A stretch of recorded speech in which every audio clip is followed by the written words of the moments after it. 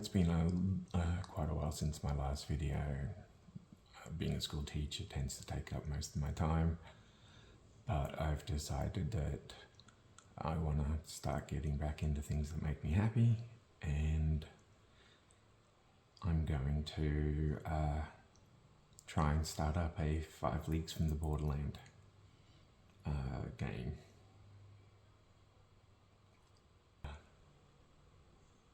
So nobody's paid me to do this. I just like the idea of playing a fantasy game, really. So we'll go through the character creation today. So we're going to have 4 heroes and 2 followers. That gives us a party of 6. I know they're not painted yet, but I've sort of decided that I want him.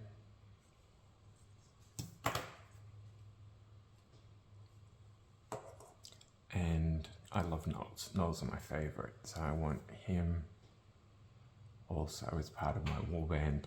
And the rest will roll up and we'll just see what we get. You have heroes, one of which will be my avatar, which will be the first one that I showed you. We then have mystics, we'll have a spellcaster. I'll probably actually have a spellcaster in here. And then we have followers. So, the first one that I'm going to have will be human, and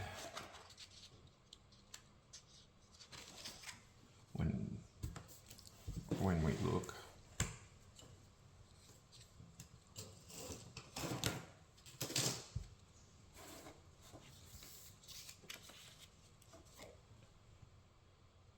humans have the background of townsfolk, noble, frontier, or zealot. I'm not really sure where I want him to come from. So humans, they can either be townsfolk, noble, frontier, or zealot. I'll just do a 1 to 5 for each of them, as I really don't know where he's going to come from. 7, so he's actually going to be a noble.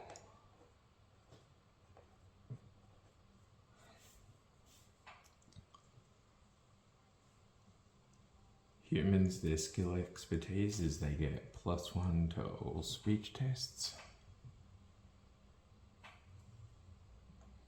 +1 speech. And they're driven.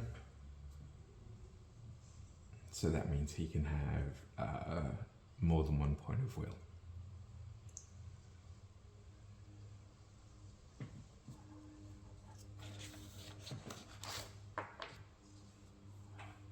My gnoll, he's gonna count as a feral.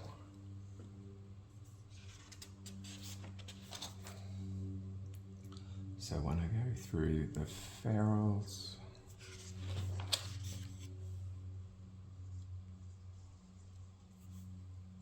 okay, he's got to be an outsider.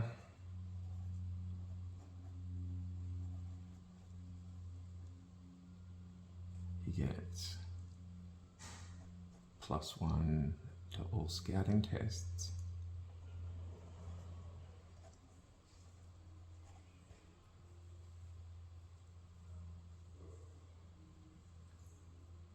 And they have hunting instincts. Ferals have keen senses that make them popular as both scouts and sentries. During the enemy infiltration step of a defensive battle, you may add +1 to the roll. During the sneak up step of a raid, you may subtract -1 from the roll for an enemy spotted. So I sort of picture him being my ranger. Loping run. When running, feral can drop down to all 4s and get a burst of speed, so he can move full and still make a ranged attack. And the aliens, while ferals can interact with regular society, they don't quite understand how it works.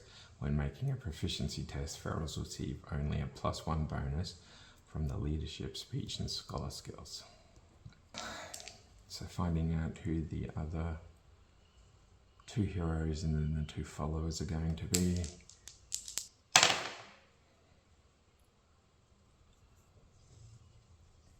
So I'm going to have a halfling.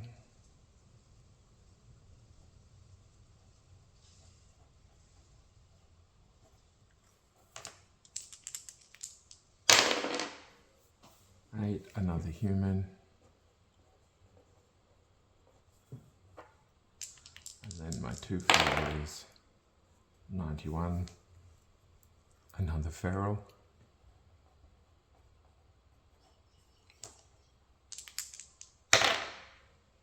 And 45 of Fae. Right, so when generating heroes, select one of the allowed background options, then roll die 20 for each of the relevant subtables, applying the results as you go. Non-human characters must select a specific background as listed in their description. Mystics must select the mystic background regardless of origins. Creating a character, you roll 1 on each of these tables.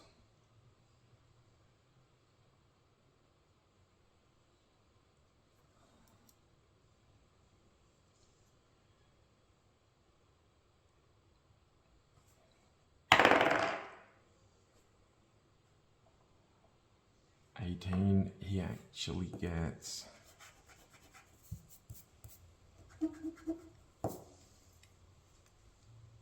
a agility and combat skill increase. So agility normally be a 1, but that goes to a 2, and combat is a 0, that goes to a 1. I then look at his mentality. 9, 3 to 16, he gets 1 XP. Possessions, a 14, a fine basic weapon.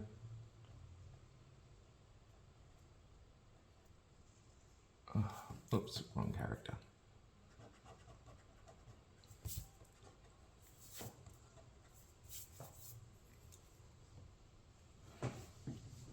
So he gets a fine basic weapon.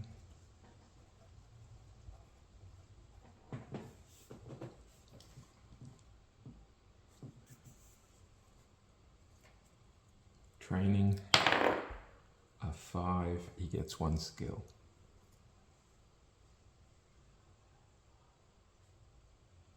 And skills, percentile dice, 90, wilderness.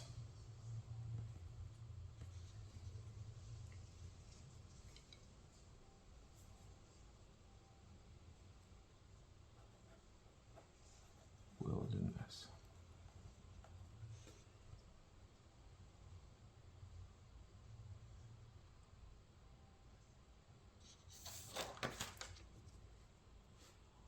Okay. So my null, he has to be an outsider.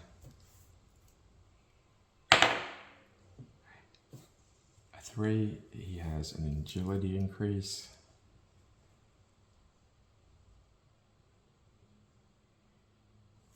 Mentality, an 11, just 1 XP. Oops, I put it on the wrong one down here, so I just put it there. His possessions, 7, 2 gold. So I'll put that over here in the stash. And training, he gets 1 skill. And that will be a 96. Wits, deception, guile, risk-taking, and some traps evasion. Okay.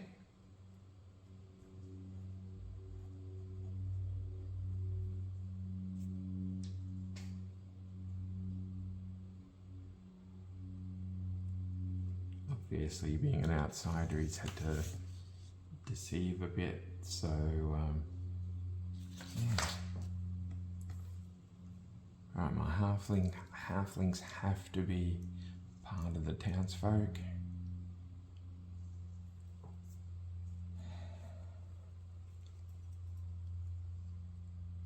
Not townsfolk, sorry.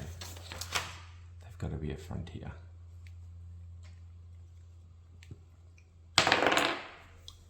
So he gets a combat skill increase.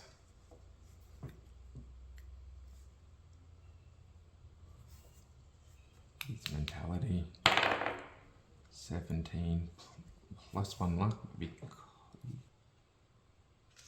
so he gets plus 1 luck. Possessions, 2 more gold, so I'll put that over here now. And training, 9, he gets a skill. 80. Traveling.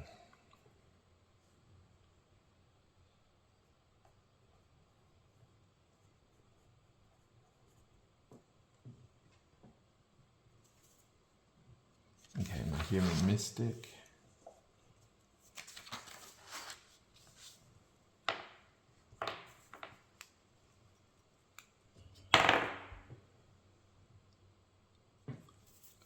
Toughness increase, okay? So a base toughness is 3, so he's actually 4.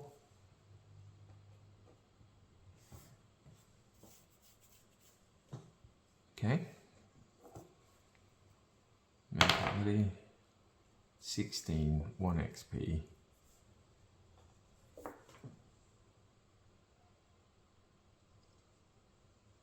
Possessions, he has an item.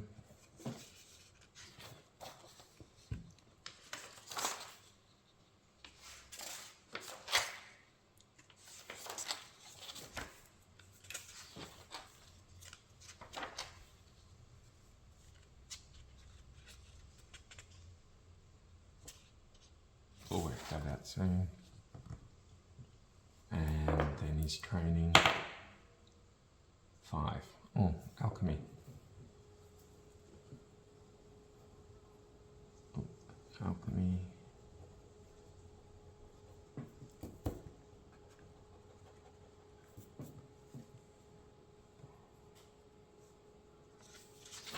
So I've got all of those. I've done my skills. In addition to any equipment generated by the tables above, we get the following. We can get 2 quality weapons and 2 basic weapons. I think I'm going to give my Knoll a quality longbow.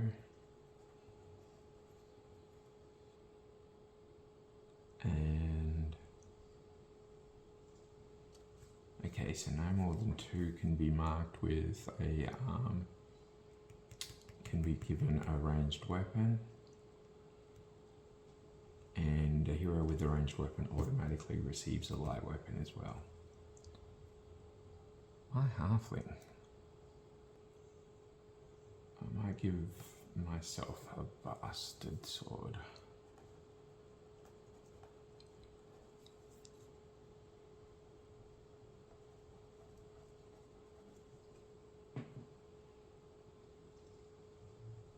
That will then become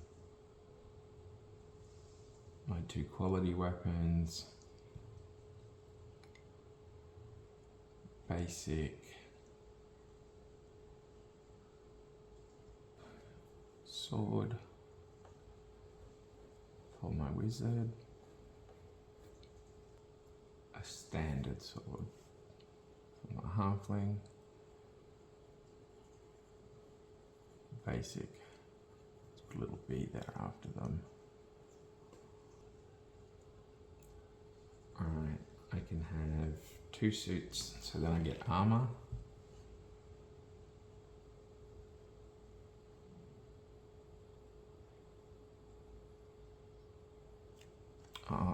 And my fine basic weapon,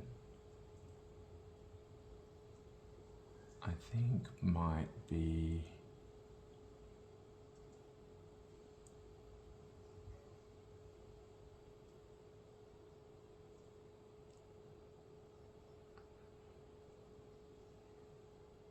I might actually give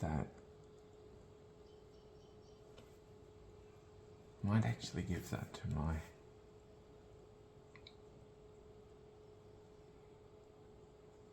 hang on, we've only got one missile weapon. So I might actually have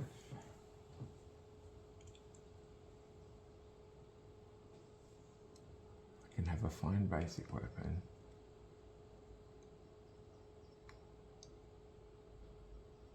So I think I might actually give a self bow to my mage as well.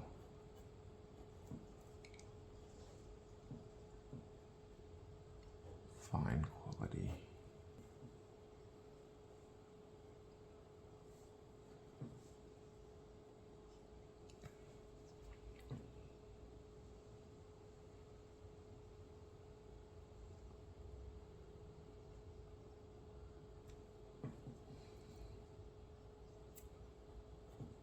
You can have partial armor.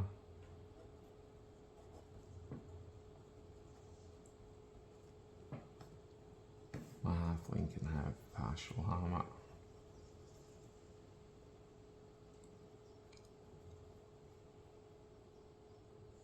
So you'll have light armor for my gnoll.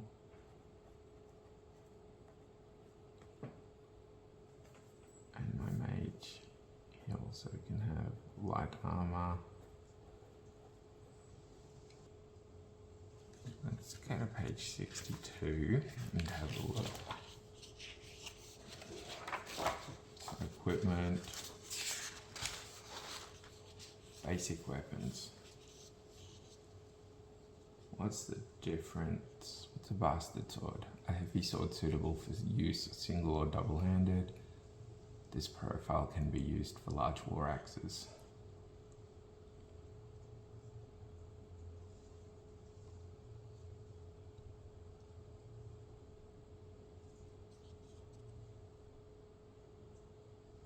Okay.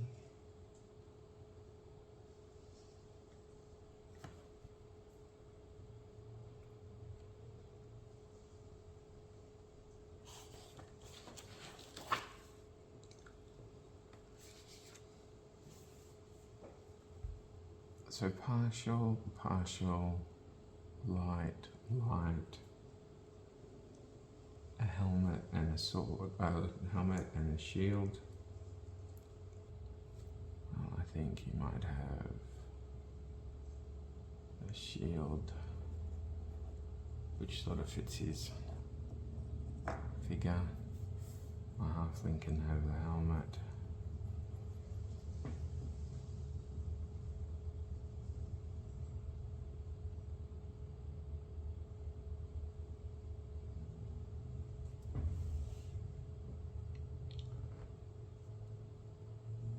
I could have, if I'd wanted to, actually taken a full armor, one partial armor, one light armor. But I think I'm happy with that as it is at the moment. My followers.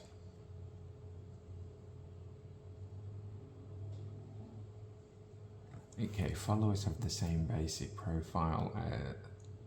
Followers have the same basic profile as heroes, but do not begin the campaign with any ability score improvements. It is possible for a follower to eventually become a full-fledged hero. Initial followers must be human. Oh.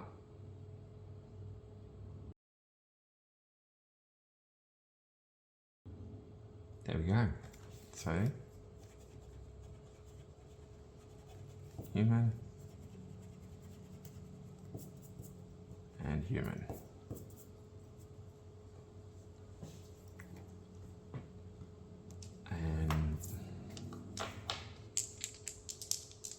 first one.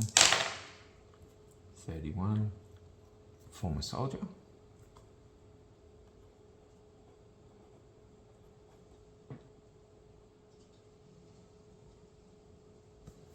And the second one will be 9. A brave villager.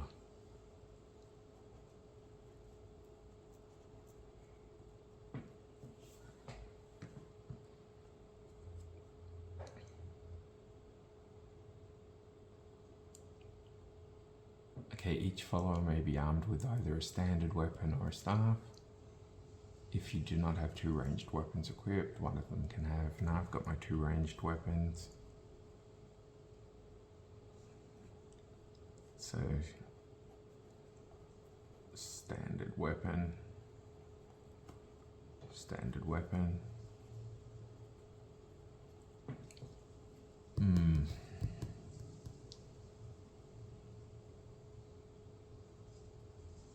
One follower will wear light armor. Yeah, I think my soldier can wear light armor. My poor little villager has no armor.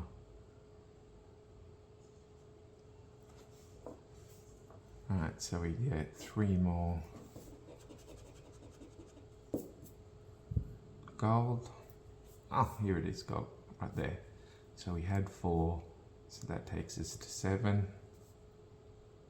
And we have silver tree leaf.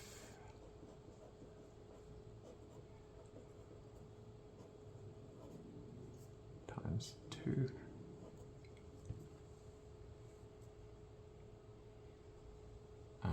If you opted to take a mystic character, you may select any 2 spells from the main spell list, then roll 3 times on the spell list to see what other spells are known, reroll any duplicates. So 47 to 50.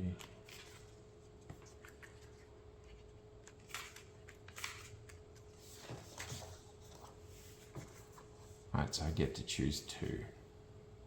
I'm guessing some sort of heal. Okay, so healing is a taxing spell. But yeah, I think I might actually give him healing.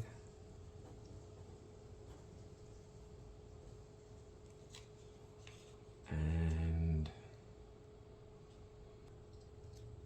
might actually go explore. Select an unknown enemy marker, exploration marker, unusual location marker, or summon marker and roll to resolve what it is. This spell does not require line of sight. That may be worth having. I think these sheets are a bit small, so I might end up redoing these sheets, I think, or at least finding if there's anything out there. Right, so I've got 3 spells, so percentile dice, re-rolling any that are double. So 57. Manipulate.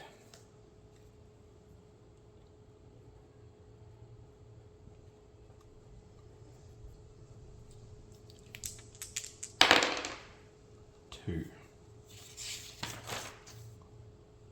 Antidote. I suppose that sort of comes in with the alchemist.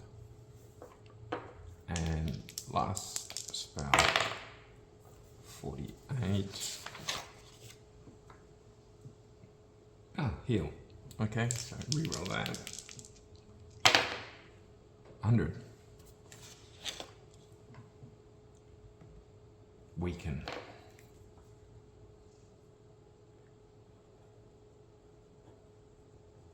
So I've rolled, selected any 2 spells, rolled for 3 spells, finishing touches, so I have 3 story points. Then select one of your existing heroes to be your avatar, so I'll choose him.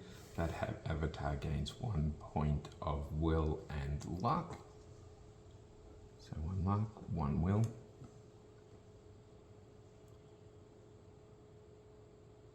and then roll percentile dice on the avatar history table. This details an event or note from your avatar's past as well as the game effect it will have.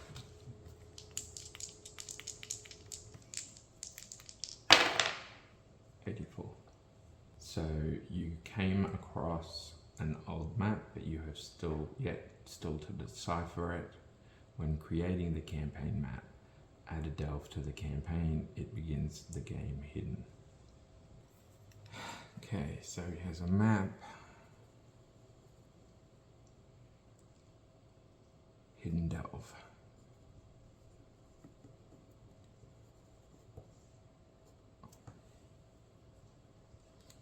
Near recruits we don't need to worry about.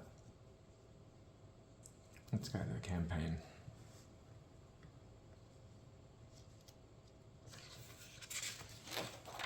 $68. Alright.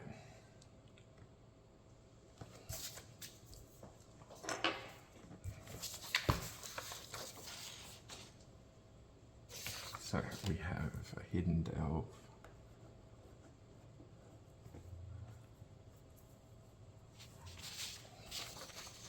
Okay.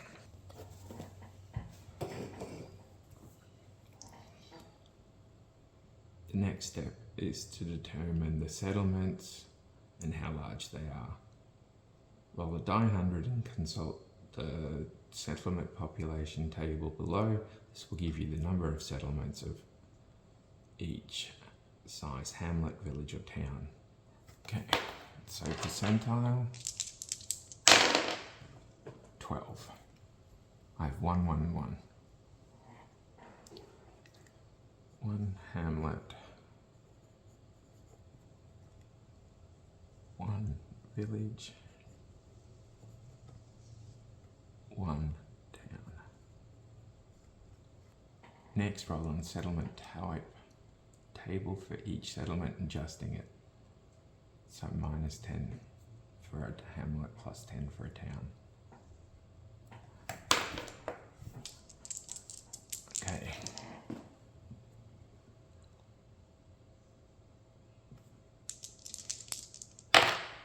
So 83 for my hamlet goes to 73.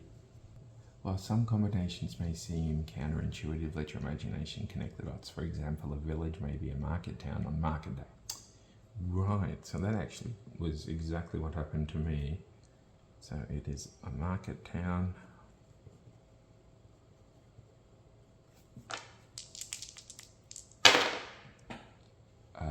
My normal village is also a market town.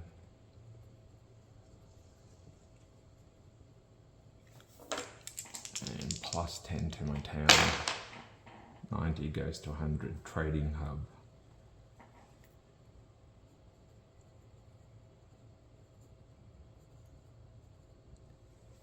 Create your map. Right, you play the campaign on a map, you can borrow a map. Scale isn't important.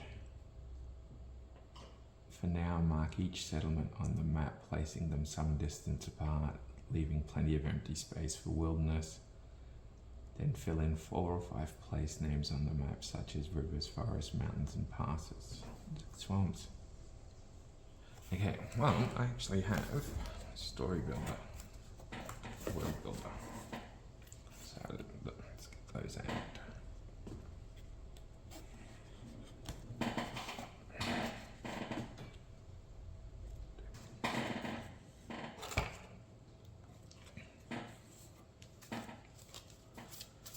Okay, so I'll use the deck of worlds here to determine 5 areas.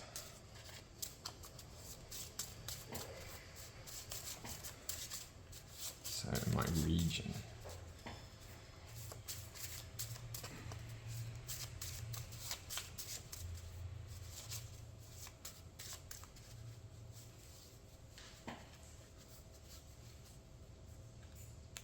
Region is going to be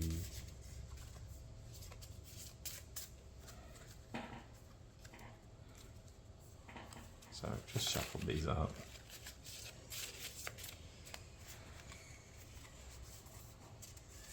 I might take to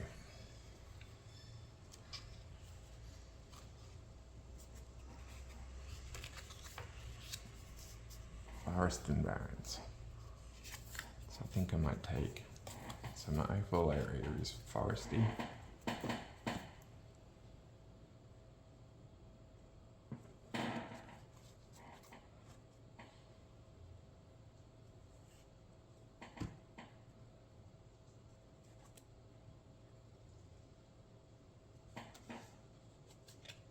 So we have here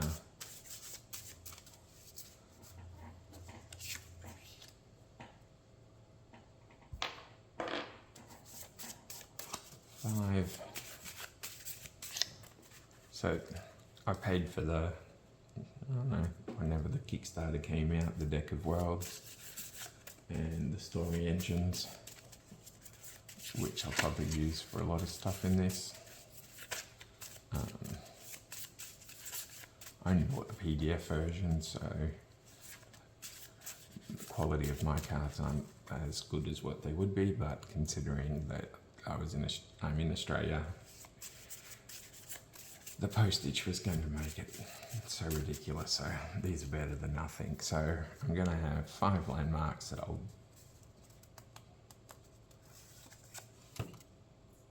So I've either got a village or some sort of lake. Well, because we've sort of got villages down here.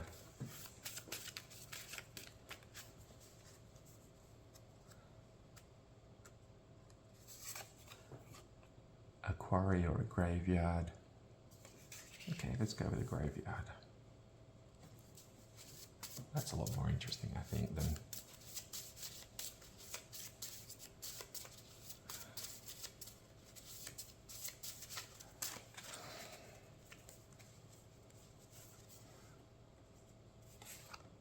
Oh, a spire.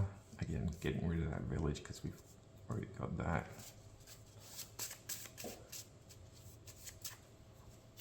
So I'll put graveyard that way, so the name is up. I don't know if that's how they are on the cards or if somehow I misprinted one or something. But anyway.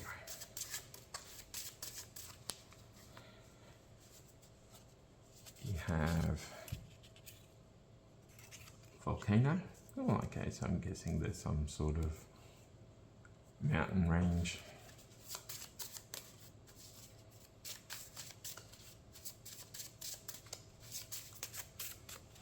And then I will... Ruins. I think ruins looks... Actually, is it?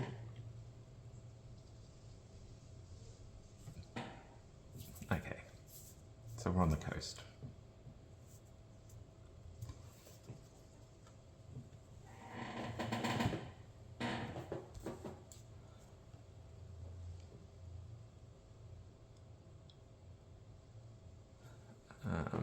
Attribute cards.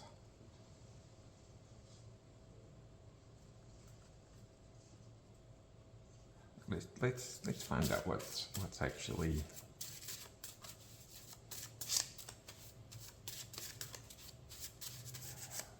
Alright, so Caldera, which... I don't know what that... I don't know if it's a lake. Alright, habitat of a giant animal, visited for good luck. Gambling hub, known for intricate head wraps. Let's turn it into... Visited for good luck. Summer graveyard.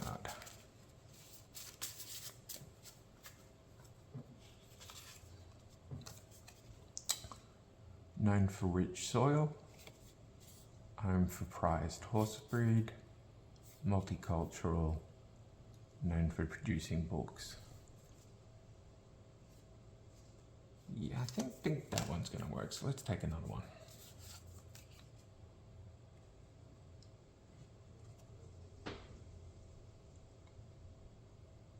Okay, here we go. Considered sacred ground.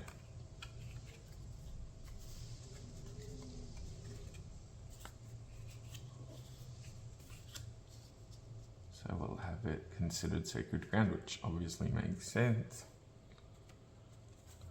My spire. What's it known for? Habitat of endangered animal, values elders, known for distinctive, known for orchards. Let's make it the habitat of some endangered animal. Obviously some sort of bird-like animal maybe. My volcano. Got that one sitting over there.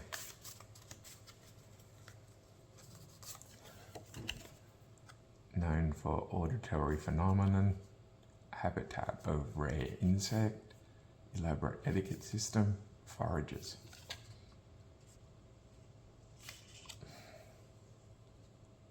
Let's go for a known auditory phenomenon.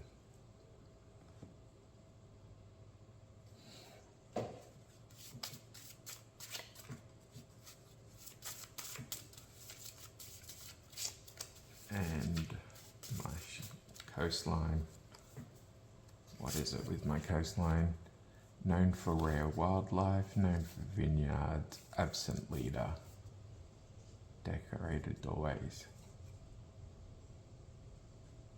Ooh, absent leader. Let's go for that. Maybe that could be part of a story. Or maybe not, depending on how it all goes.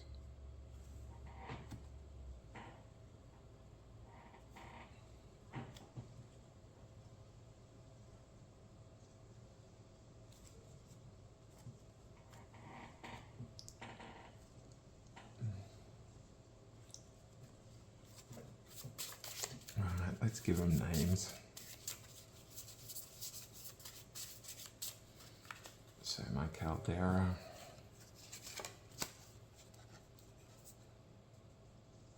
The caldera without regret.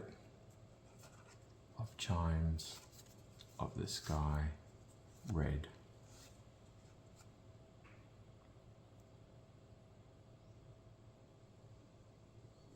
We might actually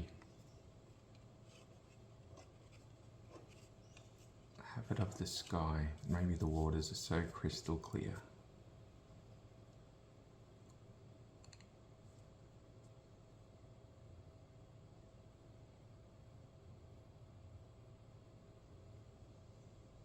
Yeah, the waters are so crystal clear. Alright, graveyard.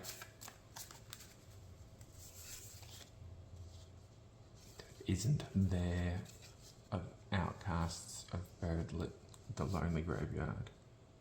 It's considered sacred ground that isn't there.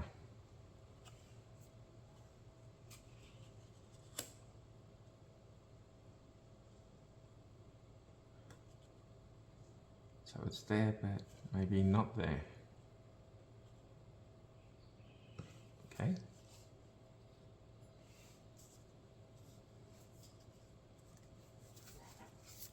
Spire. My spire will be first of blisters of refugees, the spire that grows.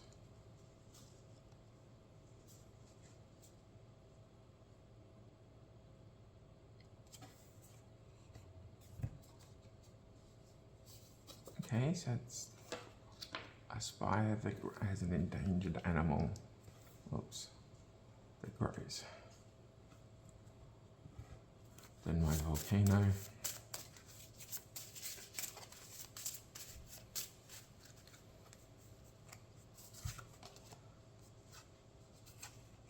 The volcano of flies of independent green, where heaven and earth meet.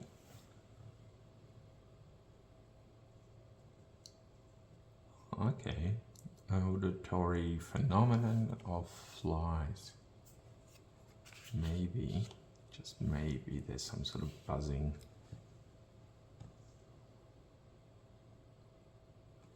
Sort of similar to flies maybe. And then the coastline with their absent leader.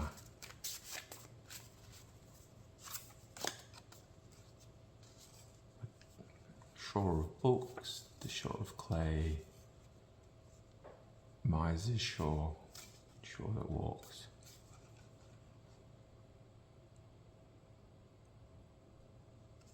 Okay, let's go for the miser.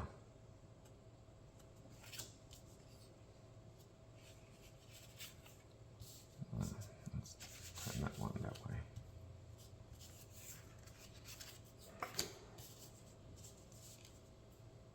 Miser's shore.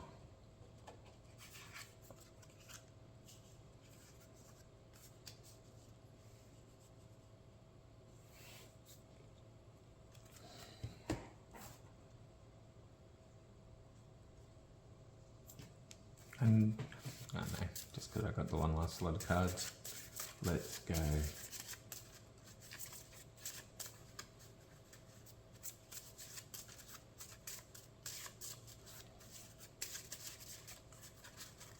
How did the caldera come about? Former grasslands, site of famous protest, founded on a joke of dare, traded by warring nations. Let's make it a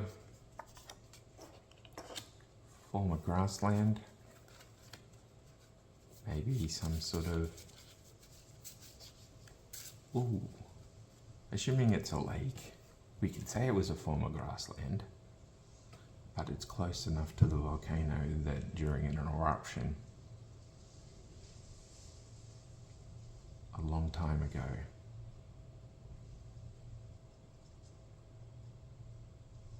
and the superstition has, because it fell, the rocks or the crater was created obviously as the volcanic rocks fell from the sky, and now it's created to be a say good luck, mainly I suppose because there's a lot of fertile soil and that sort of stuff around there maybe.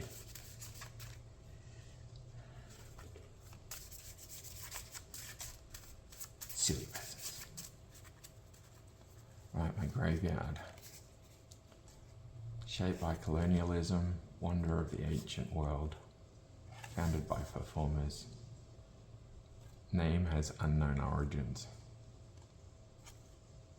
So let's go with unknown origins. So the graveyard that is considered sacred ground, that isn't there, and has a name of unknown origins. Spire that grows. Habitat of an endangered animal.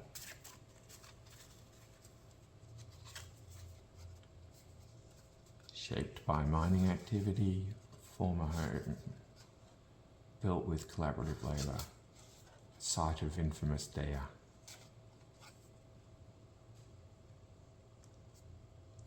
Maybe the dare is that people have tried to climb the spire to get at the endangered animal that's up there.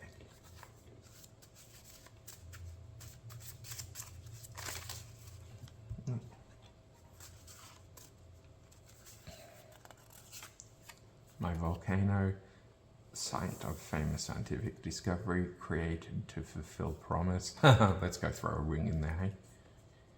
Made famous by a notorious bet. Ooh, origin of creation myth. Again, that sort of ties in with the caldera. Alright, let's go with that. And miser's shore. Shaped by an earthquake, provided a haven during a historic disaster. I'm just stopping there.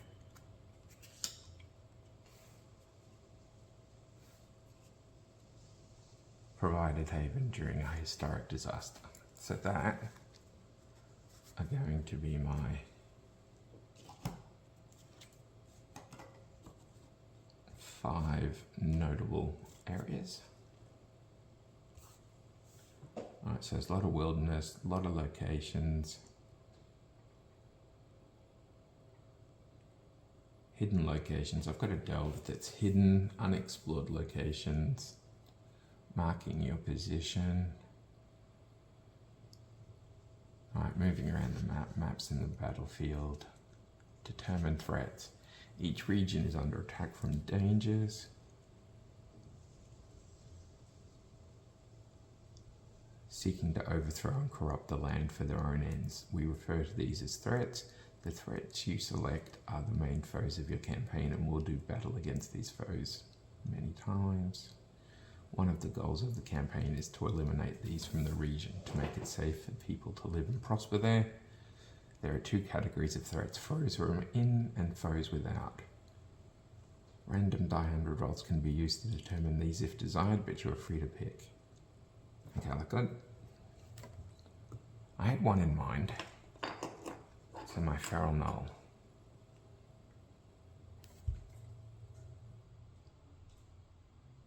They're gonna be the gnawing horde.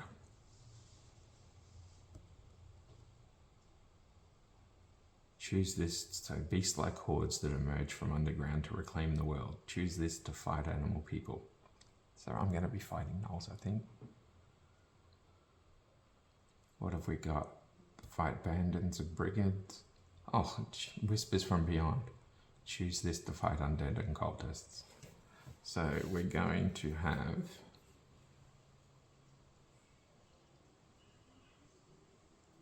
whispers from beyond.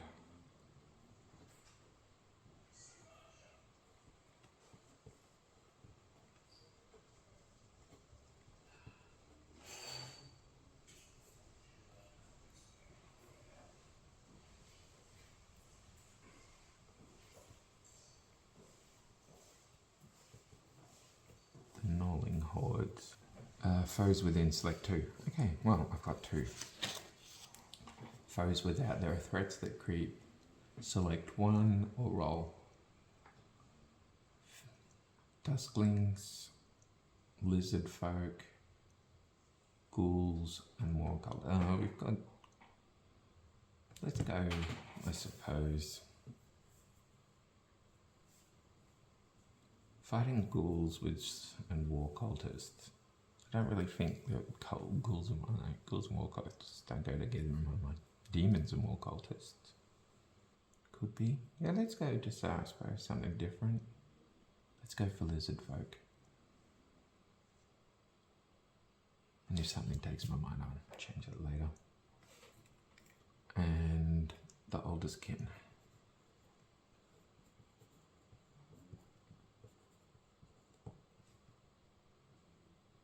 Right, establish threat levels. You should now have 3 types of threats. Select one as the primary enemy.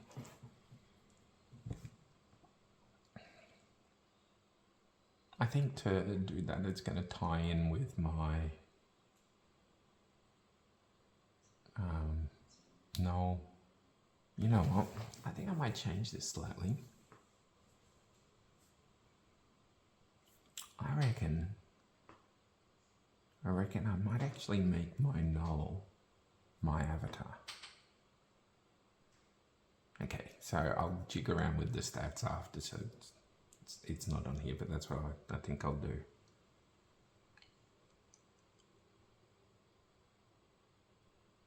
So I'm going to have that as threat 6. The other two are threat 5.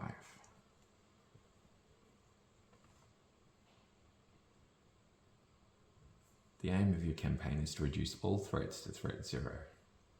Right, place additional points of interest. Pick a spot on the map that is away from settlements, add a delve to it. This is an old ruin underground. I've got one delve. So let's have another delve. And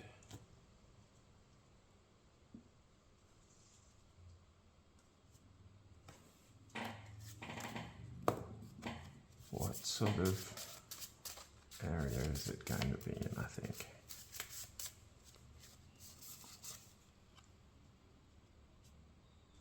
So one will be near the coastline.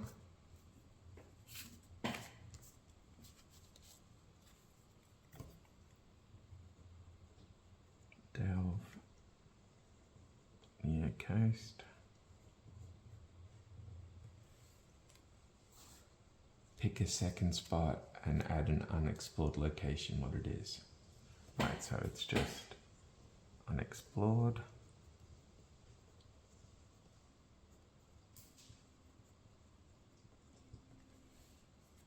Finally, for each of the 3 camps, place a camp for every threat. Place them anywhere you like in the wilderness. These are the enemy. So,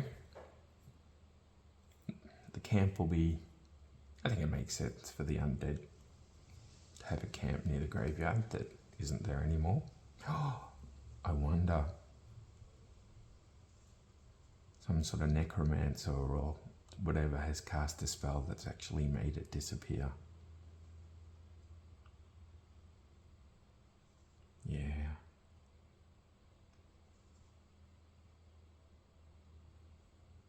Then I might have the oldest kin near the shoreline somewhere.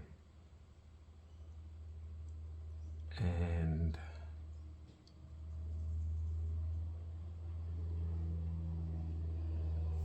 maybe around the spiral volcano for the whispers from beyond. I'll make up a map over the weekend, because if I can do this on a weekly basis, that would be nice for a little while. I've got some holidays coming up soon, so I might be able to squeeze in a game or two then too.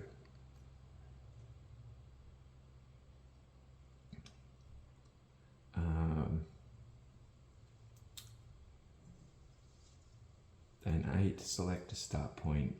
Finally select a spot on the edge of this map. This is where you start, and you will need to make a travel roll to reach your location to begin adventuring. I'll do that when we start. And then we can adjust the difficulty. Okay, so I think that's it. Stay tuned for the first adventure. Hopefully this might help somebody. Hopefully somebody might find this interesting. And if you do, please subscribe and let me know in the comments if you'd like to see anything in particular. See you next time.